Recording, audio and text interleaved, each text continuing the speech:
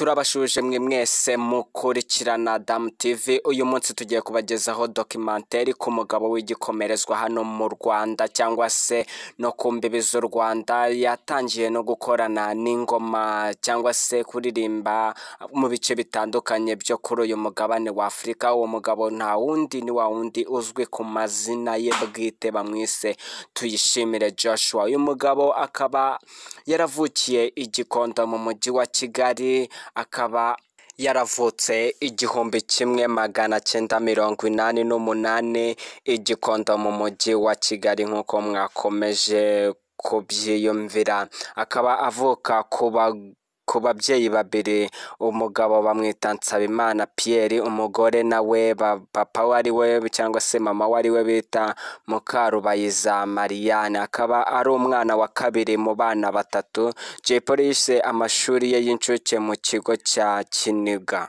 ayisumbuye akaba yiga mu kigo cya Iseka mu kigo cy'ubukorikori Kicukiro mu mujyi wa Kigali mu ishami ry'ubukorikori. Uyu mugabo akaba yaratangiye umuziki wakiri umwana cyane, aho yatangiye akifite nk'imyaka 17 ingahe muri iyo myaka, aho yaje gutangira ari umubyinnyi mwiza cyane abyina mu mbyino za dance moderne, aho yaje guhurira nawe n'umugabo bita cyatsi kibisi cyangwa se green pea. Baje guhuza bitewe nuko Jay Polly yaraze kubyina cyane, batangira guhuza, batangira kwandika indirimbo. Urumva niwe muhanzi muri Tuff Gang cyangwa se DTG batangiye kuba bamenyana bwa mbere, aho uyu muhanzi yaje kuba akorera ikigo cyangwa se akazi mu kigo cya Ivuka ni ikigo cyashushanyaga, aho uyu mugabo yaje guhabwamo akazi ko gushushanya. Jay Polly ni umu IT mwiza cyane, ni umuntu uzi gushushanya, ni umuntu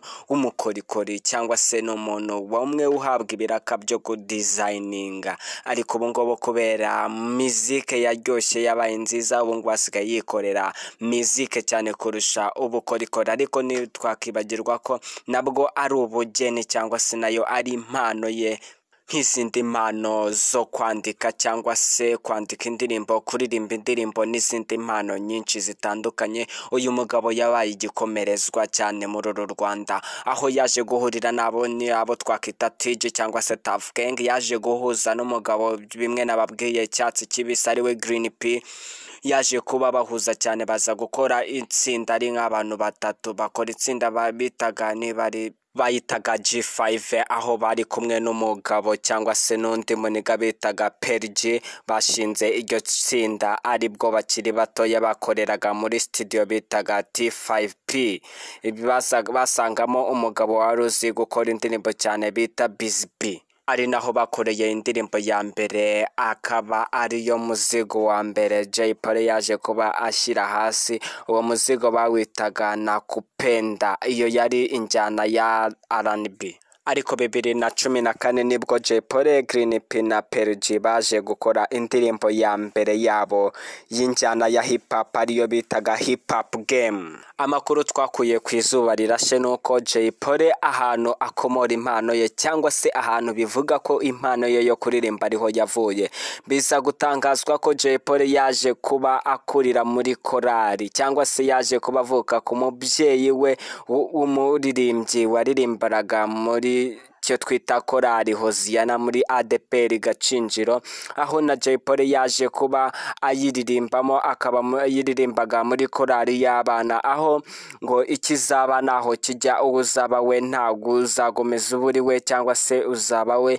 Yaje kujya muri iyo korali ariko akajya aririmba ipantaro yenda gutakara cyangwa se bya bindi twita pocket down cyangwa se bya bindi bakunze kwita inyambaro z'ibirara, ariko kera bazaga bazita. Ubu ngubu ni nk'umuco, ubu ngubu ni ibintu bisanzwe, ariko ku bwa kera aho byari bigoye ku bahanzi cyane cyane ni ibintu biyumvagamo. Uko itsinda rya Tuff Gang ryaje kuba rivuka, uwo bita Green Pea cyangwa cyatsi kibisi yaraziranye n'uwo bitaga Jay Polly. Jay Polly nawe akaba yaraziranye n'umugabo bita Bulldog. Noneho baza guhuza cyane, babona ari abaraperi barenze cyangwa se bakunzwe cyane, niho baje gusinga itsinda ry'abagabo barenga muri 4. Abo ngabo haje kuzamo umugabo bakundaga kwita Green P, Jay Polly, P-Fla, Bulldog na Fireman, ariko Fireman we yara inshuti na Bulldog kuko barareranywe nabo cyane ahariya igikondo mu Kajagari, ariko umugabo bitaga P-Fla yaravuye hanze azasanga abagabo bazi kuririmba cyane abiyungaho barakorana, ariko P-Fla we yaraziranye n'umugabo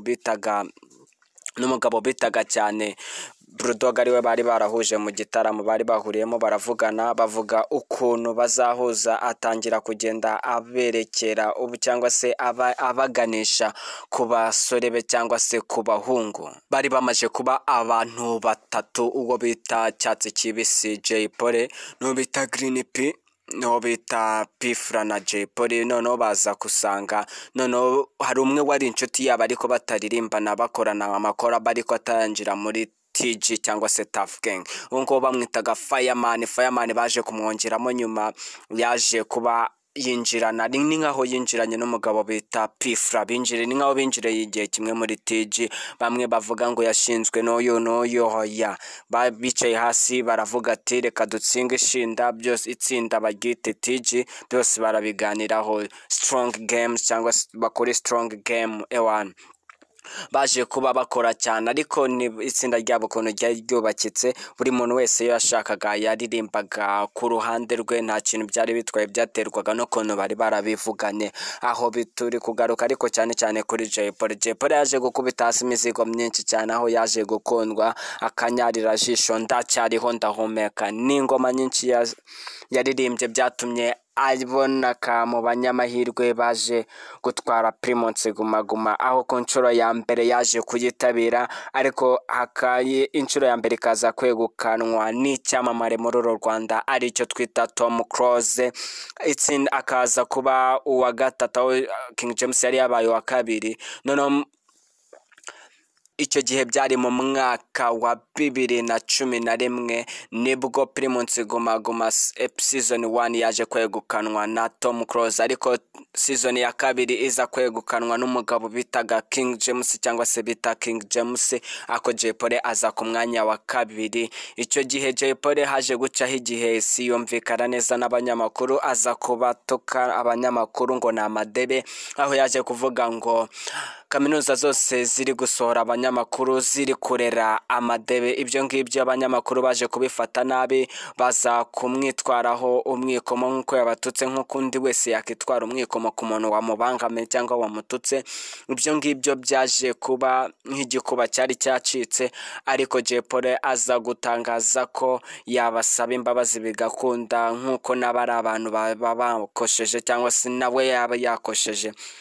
2013 rero Jay Polly ntago yitabiriye irushanwa rya PGGS cyangwa se Primus Guma Guma Superstar, aho atayitabiriye namba. Umugabo bita Riderman yaje kuba akobeta hasi, bamuhereze igikombe arizamukira ku bafana be benshi cyane. Jay Polly nawe ari aho ngaho abikurikirana kuri TV, kuko nago yari yabaye umunyamahirwe wo kuba yatumirwa muri iryo rushanwa. 2014 nibwo Jay Polly yari amaze gusaba imbabazi, nabwo yongera kuzamura bafana be bamukunda cyane, aravuga ngo tuyishime Yoshua Jay Polly yagarukanye imbaraga zirenze muri za ndirimbo ze za kera nizo yazamuriyeho abahanzi. 2014 nibwo yagire gutya yegukana itsinda rya Primus Guma Guma season ya kane, bahita bamuko bete bihembo, dore miliyoni zirisuka, miliyoni 24 cash yo manyarwanda. Nibwo byaje gucamo rero ahita sinyana kontara na MTN kuyamamariza izo n'izindi miliyoni. Jay Polly yaje kuba ahura n'ikibazo gitoya cyane, aza gutaha yasinze cyangwa yaborewe nk'uko yajyaga bivuga, akubita umugorewe barashwana, aza kumukura iginyo, aza gufungwa, baza kumukatira, bakaza kuba bamukatira bitewe nuko yari yahohoteye umugore we, aza kumukubita akamukura iginyo. Jay Polly nta kindi yaje kumugurira amennyo ya zahabu cyangwa se amennyo cyangwa se iryinyo nk'uko yari afite amafaranga, ariko nawe yaze gusohoka yaranditse indirimbo yavuzweho amagambo menshi cyangwa se yakunzwe cyane, aho yaje kuba yifatanya n'uwo mukobwa hano ukunzwe cyane w'icyamamare bita Marina. Iyo ndirimbo nta yindi bayitaga umusaraba wa Yoshua cyangwa se umusaraba wa Jay Polly, aho yaje kuba avuga ati badrama dore naje ngaho nshyira muri rebo, aza mukobeta muri rebo bakora imizigo na ba Marina rwose bakora ibintu biremereye, aho yaje no kuyivamo bitari byiza cyane, ariko ubu ngubu akaba akomeje gukora umuziki we atibagiwe n'ubukorikori cyangwa se designer.